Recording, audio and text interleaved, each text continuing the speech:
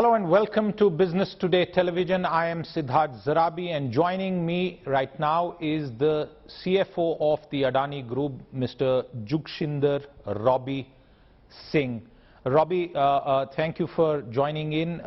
We are speaking at a time after days of a shocking sell-off, nearly a $50 billion sell-off across your group stocks, and you are on the midst really of your follow-on offer of 20,000 crore. I want to begin by asking you, how do things stack up at this moment? Are you confident that the FPO will sail through? Yes, we clarified. There were some rumors, so we clarified on Saturday night that FPO will proceed as planned, no changes as announced, and therefore we are confident, naturally, that the FPO will go through. Mr. Singh, and you are a finance person and you will be able to explain this to our audience. A lot of people are asking this question, that the current price is lower, significantly lower, and I'm not even asking you about the valuation justification. With the price being lower, how do you think the retail segment is going to perform? Because last update was that it hasn't done too well, although your corporate book, the anchor book, has done pretty well. I think in an environment like this, it has to be understood. That's why when we want to select how we want to go about certain capital program, you select the mechanism very carefully. So we selected FPO as a mechanism to go about this, and the reason is that FPO gives you the flexibility to fill your book and complete your FPO based on total subscription to the FPO. In our case, that will now happen majorly via the institutional and long-term strategic book. So now your question in relation to why would that happen in relation to the price differential, that goes to actually a big question at the heart of what AEL is. See, AEL is not a normal corporate that trades on earnings multiple and PE multiple. It is an incubator. Its value comes from what it is incubating. So if you now look at this, then what AEL is incubating is following assets: airports, roads, green hydrogen, data center, Adani Wilmar, Adani Digital Labs, our mining services business. Those businesses are still the same, because they are core businesses to the sector and the core growth of India. And they are, more of it is just the core infrastructure, which is consumer non-discretionary spend. So those businesses are the ones that have value. Adani Enterprise is simply a way to access that value. So what people are interested in is number of shares they can get in Adani Enterprise. Now the value will occur when we demerge that business, and they will end up owning the similar number of shares based on the ratio when those businesses demerge.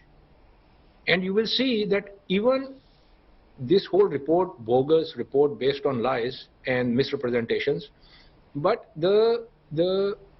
even a misrepresenting report, even they could not find anything to misrepresent even in our businesses. So even that report doesn't talk about our fundamental businesses, because nobody can talk about it, because we build harder. When you go to Mumbai airport is our airport. So if you be a shareholder of Adani Enterprise, you automatically will get, once our airport platform list, you will own shares in that. And that's why it's not the share price has sensitivity. For retail, it has massive sensitivity. But for long-term institutional, long-term strategic investor, long family offices, that is, yes, a volatility issue, but longer term, it doesn't change the value equation at all. Did I understand you right, just as you were answering this, that now the institutional investors will partake of your offer, and you are now expecting retail participation to be lower? The 6,000 crore amount where you had received subscriptions of 9,000 crore. Explain this to me, because I think you have just said that it's changing in terms of who is going to put in the money. No, it's basically what happens is that under normal circumstances, you would say that, okay, there will be X amount of retail participation. For example, we know, because we get that report, 40 lakh applications went out. So you can judge how much would be the retail participation in normal circumstances. So now what will happen is that we also know how much was the demand from institutional investors when we did the roadshow, etc. So now what will happen is that in FPO you have the flexibility that the FPO can be filled from any one category. So all of the 20,000 is now coming from the institutional category? At this stage, now because now we have issued our report, people will read the report and hopefully media will pick up that this report is bogus, misrepresented, and they will now start asking questions, why did we even push this report which was full of misrepresentation and lies.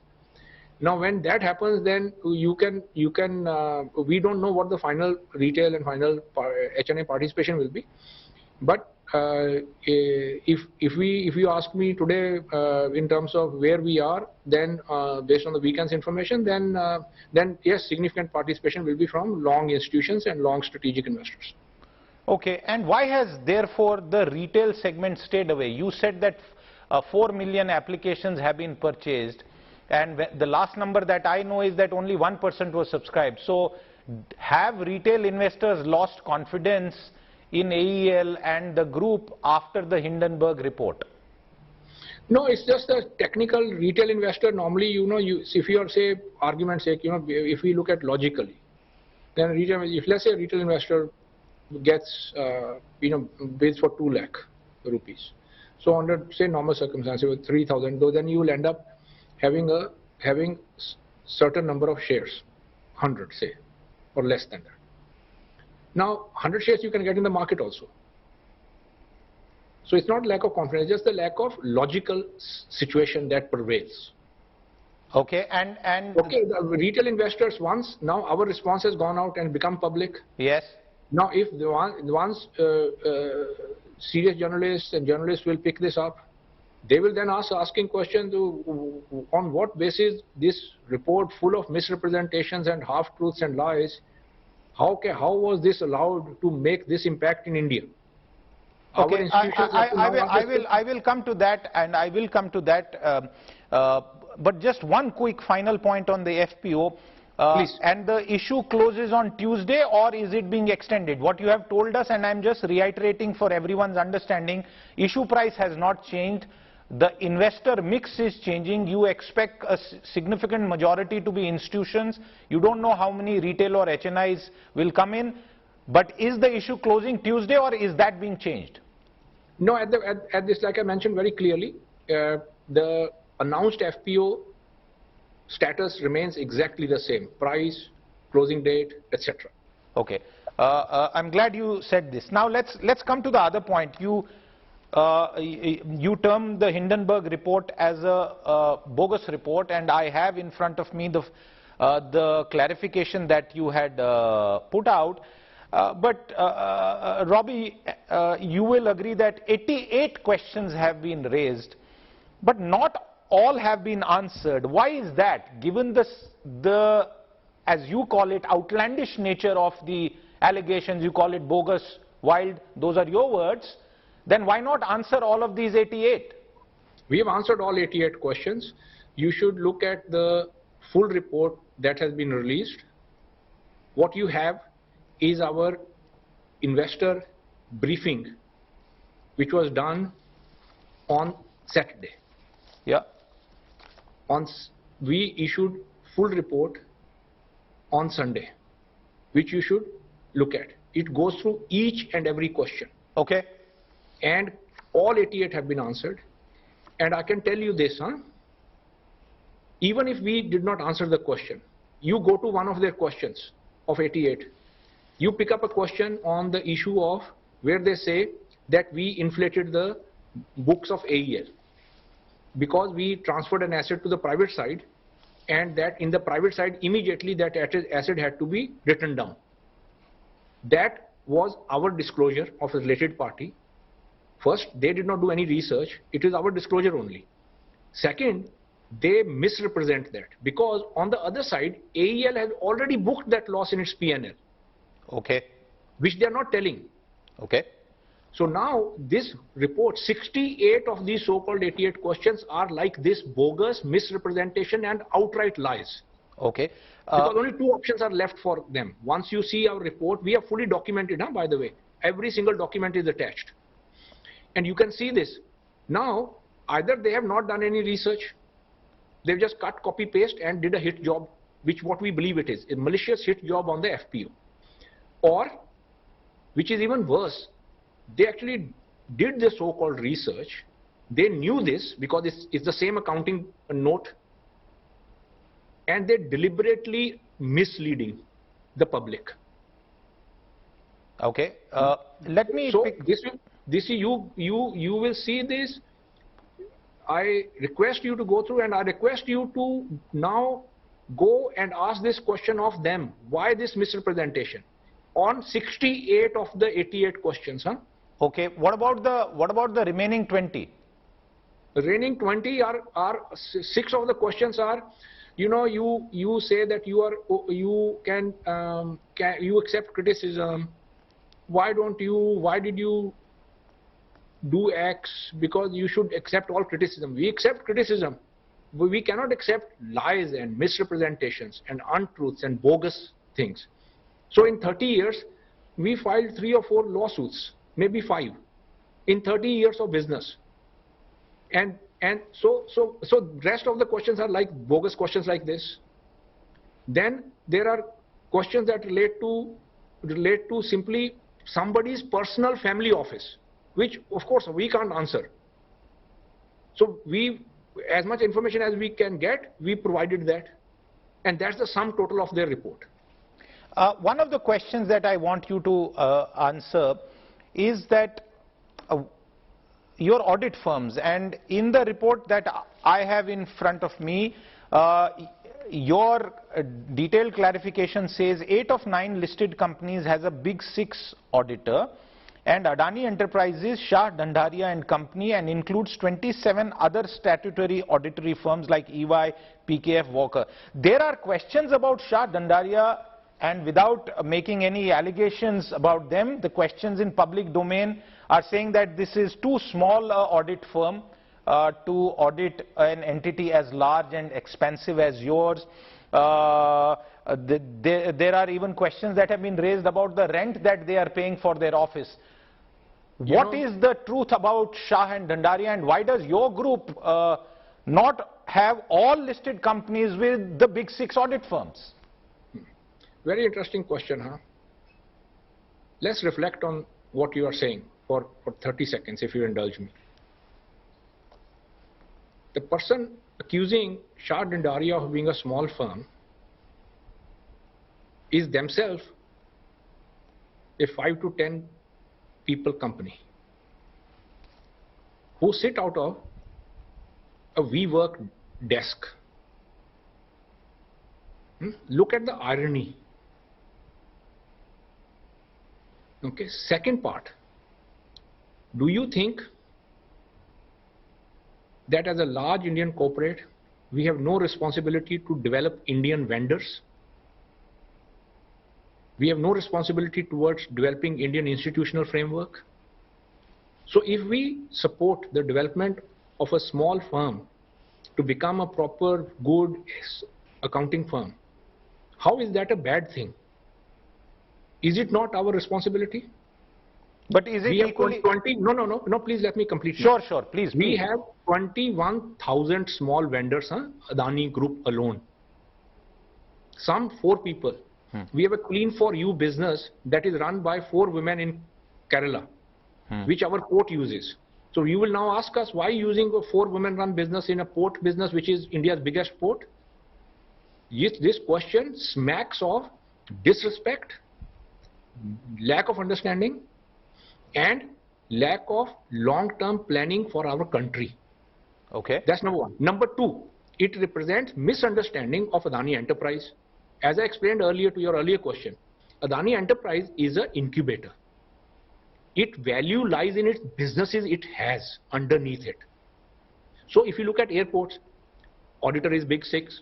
Mining services, auditor is big 6. Those are the business we need audited by big firms. Because that's where the value is. So now if somebody is aggregating it on top, that is where we can have flexibility to ensure that if we can support some development. Now, eventually, Adani Enterprise itself will also have a joint auditor, Big Four.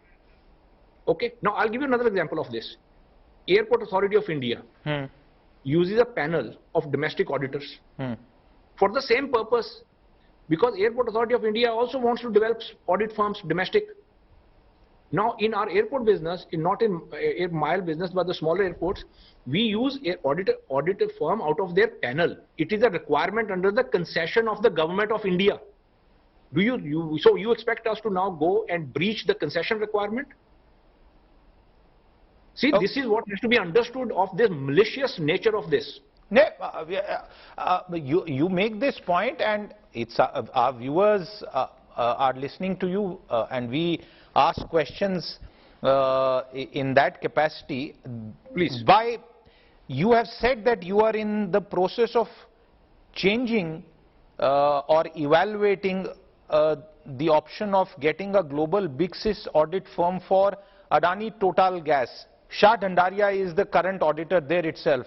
By when will this happen, and why are you changing? Is it part of a mandatory rotation or some other reason? No, both reasons. One is that you have to see the Adani Total Gas. Adani Total Gas, Total is a joint promoter with us.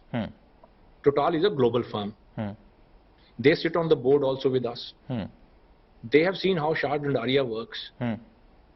Do you think if they had an issue, they will not say anything? Okay. That's number one.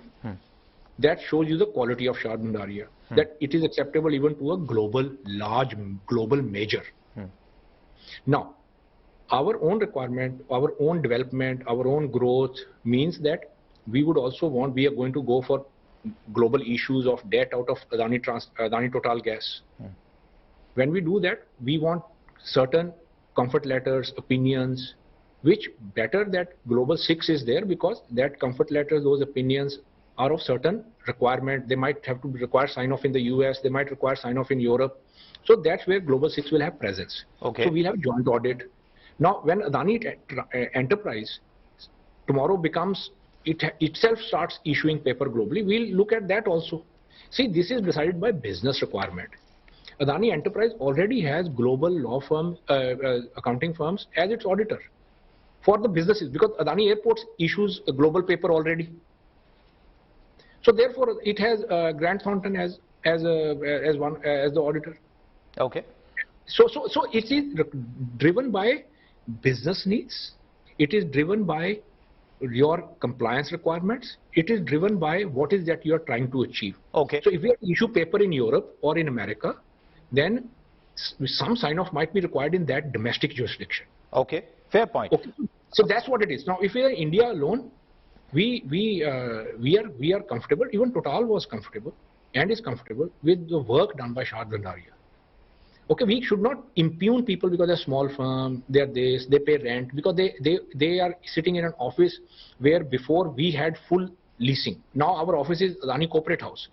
But we have continued the lease on that office because we have our back office, there's certain other offices there. Okay. So they continue to use that office. Okay. So what's the big deal? Okay, let's move on from there, because I know you would be pressed for time, and I have a very long list of questions which I want to at least take whatever we can very quickly.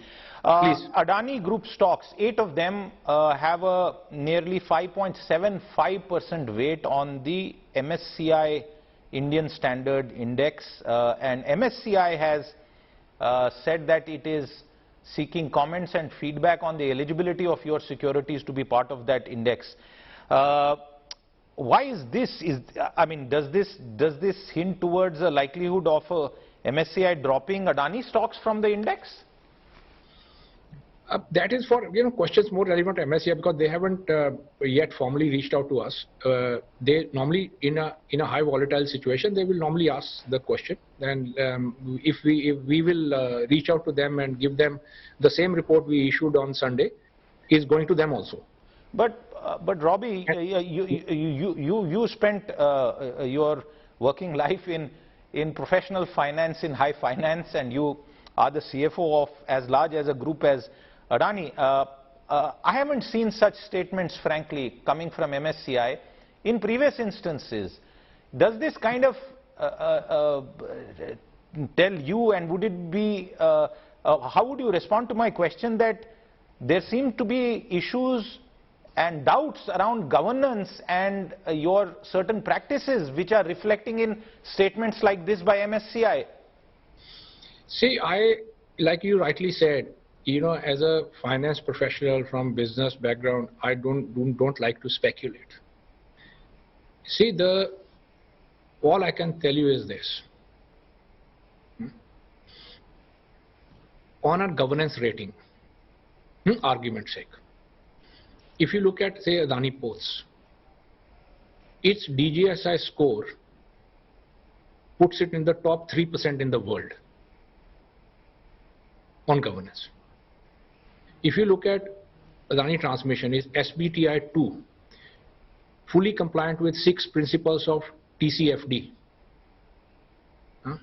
If you look at Adani Enterprise, its DJSI score out of 135 global companies, it is number 7.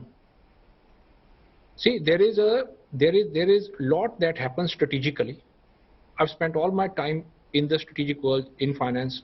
There is a lot of gatekeeping. There is a lot of issues that relate to emergence of a large platform.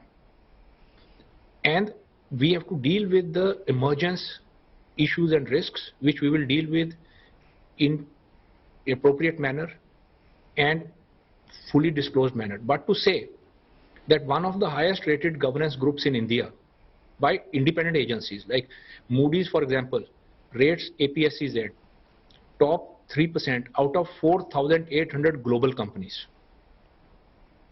Number 1 in transport logistics in all of emerging market in the world. Adani Green Energies ESG score 14.6, which is the highest in the world in its peer group. You are talking of companies that have consistently high ratings. No, but Robbie, are you therefore telling us that you know, various foreigners have suddenly ganged up against a Swadeshi Made in India group? Is that what you're saying? No, I'm not saying that. All I'm saying is that when you emerge on a global stage as a large platform, they are growing pains. Now, some of them we have to deal with in a mature way rather than saying MSCI have not done this before. Because that I was answering that question, please, with due respect. Right. No, I was simply saying that no large global platform also has emerged from India before. In infrastructure, there is no infrastructure platform has emerged from India also before. So people government of India provides infrastructure services to 1.4 billion Indians. No, Robbie, I mean, there are dozens of Indian companies that have accessed the global markets, that have operations globally. I mean, without taking any names, Indian companies do a lot of work all across the globe. But let's move on from that point. And this is sorry, I would just like to clarify one thing when you say this. Please understand this. Okay, for example, we provide infrastructure services to 400 million people in India. After the government of India, we are the largest platform in infrastructure in the country. Secondly, for example, a lot of Indian companies access global market. I agree with you. But of all Indian companies, you can check with any banker, anybody on the street. The largest 144A issuer out of India is Adani Group. We have the largest global footprint. So naturally, we have the largest interest also. So if people comment on the largest 144A issuer out of India, if people comment and want to ask clarification, that is okay. We will provide clarification. Okay, I need clarifications on a couple of points, Robbie, at this stage. And please. One of them is the questions that are raised on the PE ratio of some of your firms, and when you compare them, and these are analysts who are asking these questions, including in that recent report, when you compare it to other firms, Adani PE ratios are described variously: stratospheric, not justified, very high. What do you have to say about that? You know, I was asked this question in 2021 also. My answer today is still the same. India does not have, is the only large stock market in the world that still does not have utilities index. So when you talk of analysts, there is not analysts who have covered utilities at all in the entire country because we don't have the index only. So that is why the same mistake is made again and again. Infrastructure companies and PE multiples in a matured infra like Europe, like US, you can compare PE multiples for infra companies with other PE multiples because they are mature, they are growing at 2 to 3%. Indian infrastructure today is like technology because India needs infrastructure, so we are growing at 22 to 23%. In fact, Adani Green is growing at 40%. Even our tech companies are not going 40%. So when you grow 40% and you are a capital intensive business, two things happen. First, your growth is very high. Second is you putting capital. So when you put capital, PE is a result of P&L. So when you put high capital and high growth together, what happens? One, high growth companies will have high PEs. Then because we are in infrastructure, our depreciation is very high. So now your profit artificially get depressed because in infrastructure, depreciation is return of capital. But on the P&L side, it's a negative. So two things happen simultaneously. High growth, high PE. High depreciation lowers your reported accounting profit. Cash profit is still high. So when you say our PE is stratospheric, our cash multiple today is, before this volatility, even at a level before this, we were trading at 31 times debt to EBITDA to enterprise value. So now, but growing at 22%. So growth adjusted, we were trading at an average multiple of infra portfolio, similar infra portfolios in the US or in Europe. Okay. Okay, so what you are saying is correct but PE by result for a fast growing infra companies could even be 1,000 times. Well, I'm glad you said that. And just on an aside, not specifically on your answer, I've heard this argument from many startups also about valuations, but you are not a startup. This is just a comment made in lightly. Let me now come to another question, and this is your leverage. Consistent questions being asked, not just now, but even earlier, about the amount of debt. And this is a big concern in India because you have public institutions who are investors, big ones, LIC, SBI. Beyond the FPO, which you have told us is said to be fully subscribed and will therefore reduce your debt to that extent, what is the plan to reduce leverage? Do you feel that your current debt levels are sustainable? Because some people also look at your P&L and raise questions on that as well. You know, I feel like I've gone back to grade 12 in school, but nevertheless, see, two aspects to this. First is the debt level is linked to the rate of return you earn on your asset. We are infra. Every single rupee we borrow is borrowed against an asset. And the amount we borrow is linked to the return you can earn on the asset. So, at a portfolio level, for example, we have cash flow of 8 billion a year. Our net debt, that is gross debt minus cash we hold on various balance sheets across our listed portfolio, is just over 26 billion. So our net debt to EBITDA ratio is just 3.1, slightly around that number. Now, just do a simple math. If our average debt repayment, interest and P&A is approximately 10% of 26, 2.6 billion, we are covered 3 times. Which means we are at the lower end of global infra platform. Actually, we are in the top quartile. And I'll give you a point on this. You look at a company called PSEG, NextEra, etc., Duke Energy in the US. US is AA plus country. Their utilities are rated BBB or BBB minus.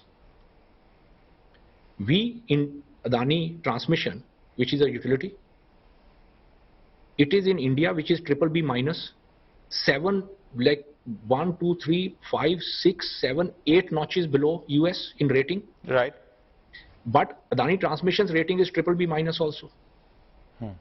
So think of this. Our utility business sitting in India has the same rating as the utility business in US. Do you think that credit is an issue? Our credit rating is exactly the same, and you named SBI. That's only our name SBI. We don't like to name. SBI's credit rating and our credit rating is exactly the same. Okay. Okay. Yeah, Adani Transmission's credit rating and SBI's credit rating is same. Adani Port's credit rating and SBI's credit rating is same. Part of Adani Green's credit rating and SBI's credit rating is same.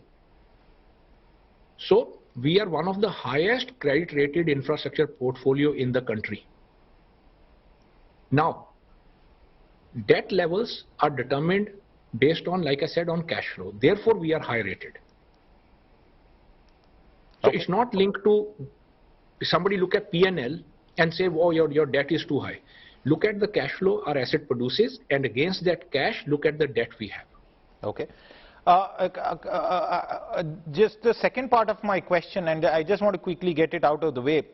Please. Besides the current fundraise, are there any other steps you are looking to pare down debt, or are you telling us that you are comfortable with the levels of debt that you have and will continue to manage it basis your earnings? No, we will manage that based on our targets, which is that our infrastructure companies should have credit ratings consistent with the sovereign credit. And what we are required to do in terms of debt amount, in terms of structure of the debt, to achieve that rating, which is equivalent to the government of India's ratings as a nation, that is how we determine the debt level. Okay. My final... That is the highest test we can impose on ourselves. Okay. My final couple of questions to you. The first one really is linked to the concerns that have been raised in the public domain about public sector funding in the domestic context and large institutions and the loss that they have seen in the market value of their investments, again LIC, SBI. Will such institutions continue to fund you? See, when you look at LIC's investment, SBI doesn't invest any equity with us. Yes. LIC invests. Now, LIC did not invest. Now, when you say LIC has suffered a loss, LIC value of LIC's holding in Adani Group was approximately... I just said that the market value has gone down. Just to clarify, I'm not saying that they have suffered a loss. That would be... Yeah. Okay.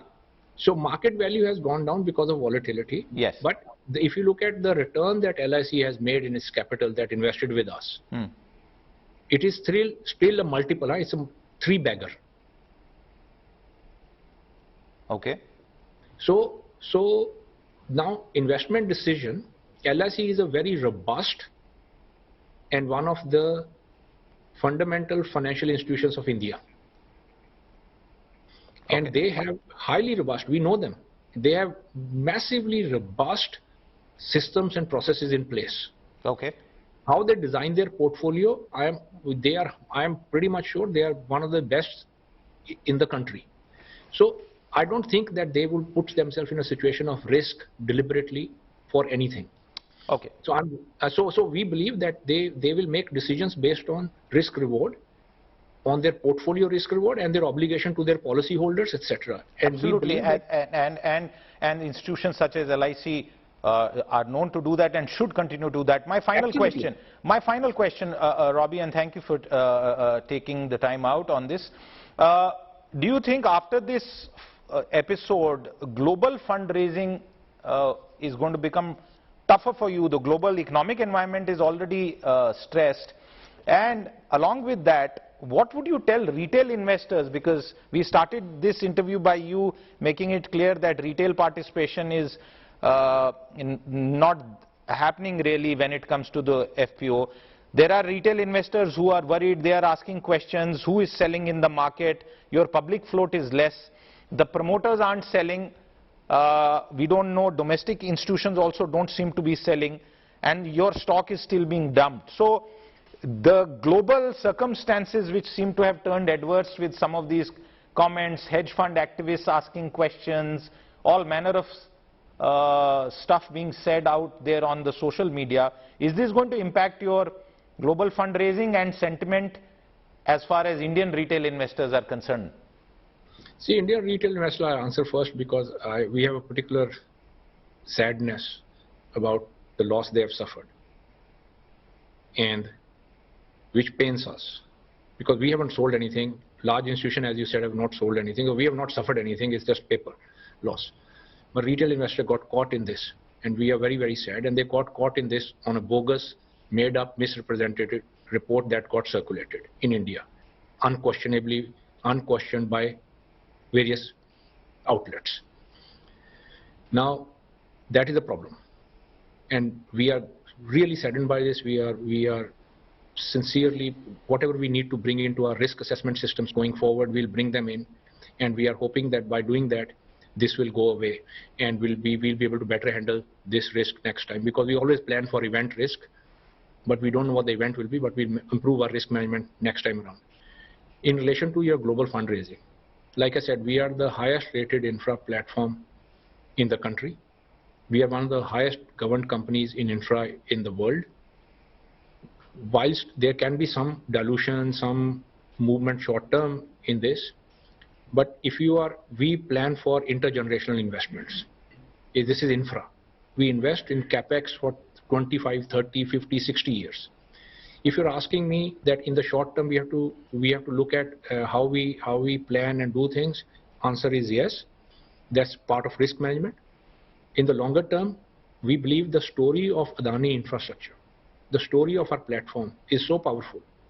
It's such a large rate of return on asset business with such large cash profits that it is a natural magnet for investors who like investing in long infrastructure, properly governed companies. And we have full faith that if we have this conversation in 2032, we will not be talking about this, we will be talking about what success it has been. Because India will succeed, and we are in the core of India, and therefore we will succeed with the core of India. We only have to execute and run our businesses properly, which we will do, unquestionably at all times. Robbie, I certainly hope to be around to be able to have similar chats. Jate jate, as they say, one final point. What has Mr. Gautam Adani been telling you through the last few days? If you can share that with our viewers. See, Mr. Adani is to infrastructure investments what Steve Jobs was to smartphones. So, he has singularly altered the landscape of infrastructure in India and pioneered the development of infrastructure by private sector even at a global level in a unique model. Okay. For me, who is facing this, I am able to do this because I know personally that whether it is 2 a.m. at night, 3 a.m. at night, I can reach him, and his only thing will be, what is it that you need me to do? So he supports the whole thing 100%. He is in command fully. And what he tells is, what you need to do, you just tell me what the support is. This is the candid conversation I can share with you. Well, Robbie, thank you very much for being candid and taking all those questions, and I imagine the questions won't stop, and I'm going to wish you all the luck for what you are doing, and also thank you once again for taking out the time to speak with us and clarify many of those doubts that have been raised with regard to the Adani Group. Once again, viewers, if you've been, thank you very much for watching. We'll be back with more. Do stay tuned in. Goodbye.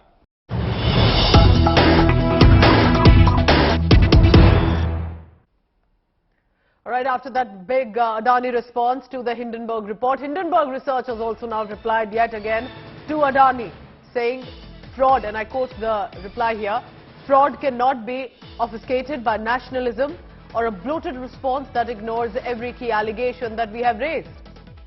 Right, so that's the big reaction coming in now from Hindenburg as well. And you just heard the interview coming in from the topmost there in the Adani group to Siddharth Zarabi. Siddharth now joins me. He's the managing editor of Business Today Television.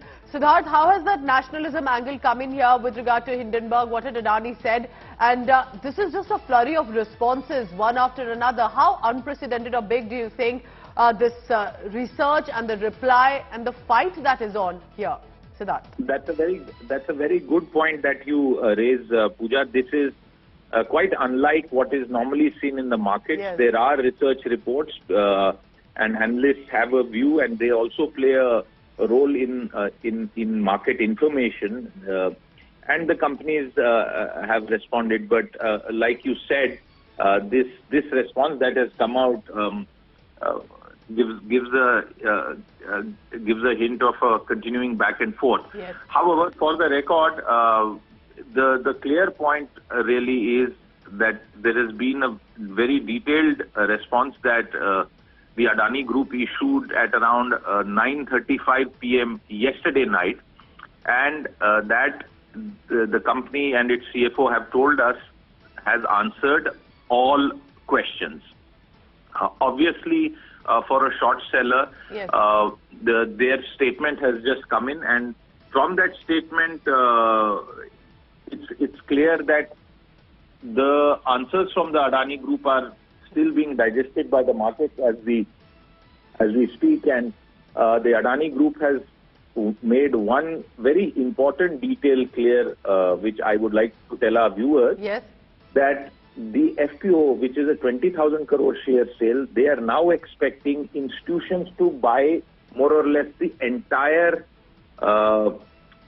issue versus earlier an amount of a significant amount that was Siddharth, reserved. stay on with me because that's our big breaking news coming in next. I request you to please stay on because I'd like your perspective on that as well. So after the Hindenburg has said, do not bring in nationalism into it, referring to Adani response, we have news coming in that 5 of 10 Adani Group stocks are in the red. Adani Wilmar Power hit lower circuit of 5%. Adani Enterprises up 10% at 9:30 a.m. 20,000 crore rupees Adani Enterprise FPO is currently open. Siddharth Zarabi, our managing editor of Business Today Television, continues to be with us.